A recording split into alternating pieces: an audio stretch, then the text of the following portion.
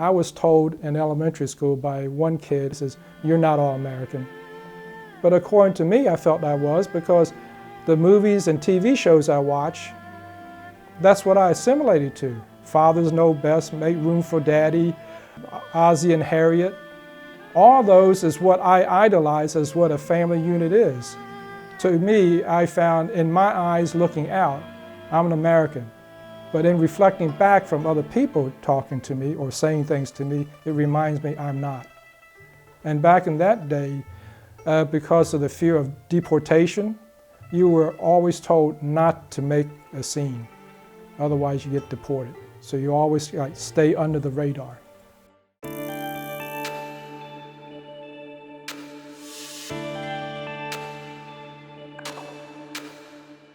When I was a little girl, DC was very segregated, and we lived on the borderline between the black neighborhood and the white neighborhood. We were a very busy neighborhood, and we basically kept our heads low, stayed out of trouble, and we were a community that was separated from the rest of DC. Most of the people in Chinatown didn't speak English. My parents didn't learn to speak English, and most of our customers were Chinese. So we didn't have a lot of interaction with white America. We weren't sure if we were considered colored people or white people, because in some cases we were given the same privileges as white people. We were allowed to go, like for example, we were allowed to go to the Glen Echo Park. We were allowed to go to the beaches. But we were also asked to use the side doors instead of the front doors of major department stores. With, for example, the Heck Company. We had to go through the garage door and down the basement to shop, but if you went through the front door, they didn't disallow you, they discouraged you. The guard would follow you around and tell you that you're supposed to go through the back door or the side door.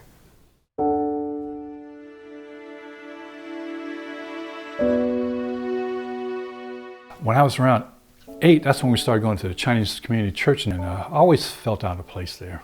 I went there because my dad wanted me to socialize, just blend in, melt in, and learn about the culture. At that time period, I remember hanging around with some of my parents' friends, and they would make fun of us. They would say, "Chuk Sing," and they would laugh. Chuk Sing is a word meaning empty bamboo. I have no culture. I'm not Chinese, because I could barely speak the language. It kind of made me mad a little bit, but then again, they were right. I was just too busy trying to acclimate to the culture around us. And growing up, I sort of didn't like my culture, because in the black neighborhood we grew up in, they made fun of us all the time. When I went to school, they would laugh at us because they would say the phrase, and I hear it all the time, and it just drove me nuts to the point where I just didn't want to speak Chinese. And they would say to us, "Ching Ching Chinaman sitting on the fence trying to make $1 out of 15 cents. Ching Ching Chinaman, hit him on the head. Ching Ching Chinaman, he ain't dead." And then they would spit on the ground and step on it like that. They go through this ritual of teasing, you know. So being exposed to that all the time, being teased, I got to the point where I didn't want to speak Chinese. And so I realized that was kind of stupid at the time, but when you're growing up, you didn't want to be teased, make fun of. And so I'm very proud now, let's put it that way, you know. But back then, growing up, I was not too happy about it. I wish I was white or black, you know, part of the main environment around me, because, you know, life was easier.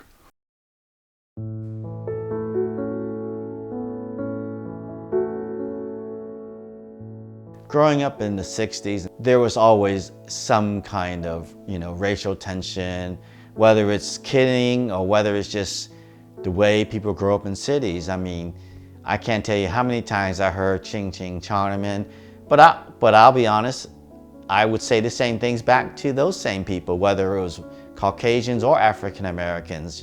You know, it was just almost normal part of life. The thing about the city though is if you gain the respect of any of those races, whether it be in athletics or whatever, then they become your friends. One of the things we used to do all the time was we used to play basketball. Well, many times we would go to other areas of the cities, other playgrounds, and even into the suburbs, and we would wipe those people out. We would just crush them, and they just couldn't understand that.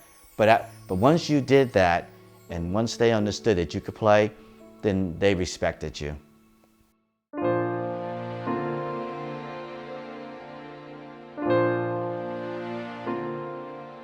I did get exposed to things that, as I look back, probably were hints of racism. I used to sell newspapers right on A Street. Back in the 60s, there were 2 issues of papers, the AM and the PM edition. So we did the PM edition after school. So why study when you can make $5 a day, which was a lot of money. I remember some kid asked me for change, and as I looked up, he just cold-cocked me and took all my money. And then once again, then he said something like, "You stupid China boy, you shouldn't be working by yourself." And you know, of course I reported it to my route guy, and I didn't say anything about it. Or I didn't think that just because he said China boy meant it was a racist insult to me. Once again, was it the money that he was after, or did he want to ridicule and embarrass me because I was Chinese? I tend to think it was the latter.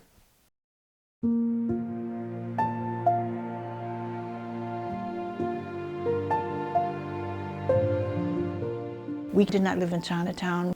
We had exposure to Chinatown through going there at least once a week. My father felt it was very important that we keep our Chinese roots and that we have exposure to other Chinese. That was our period where he felt we could let our hair down and be ourselves, be real Chinese then. So when we went to Chinatown, he would see people, say hello, he'd buy our Chinese groceries, he'd go say hello to everybody, say hello to the cousins and people he knew, people he grew up with, and so forth. And I remember having the impression that he was well known in the community in Chinatown. My perspective as a teenager was, I felt strange, like an alien, like an immigrant. I was a first generation, I was born here, I was an American citizen, but I didn't feel like I belonged here. It was a scary time. And my father was uncomfortable, he wasn't sure how to fit in. So he thought about moving to Maryland. A lot of our friends were moving to Maryland, relatives. Why didn't we move? And Daddy said, "This is our laundry business." Daddy was stubborn. He grew up in America. He grew up here and felt, this is my home, why should I leave? This is my business. I also have people here who respect me. I'm not moving. And so we had to stay and we had to deal with it.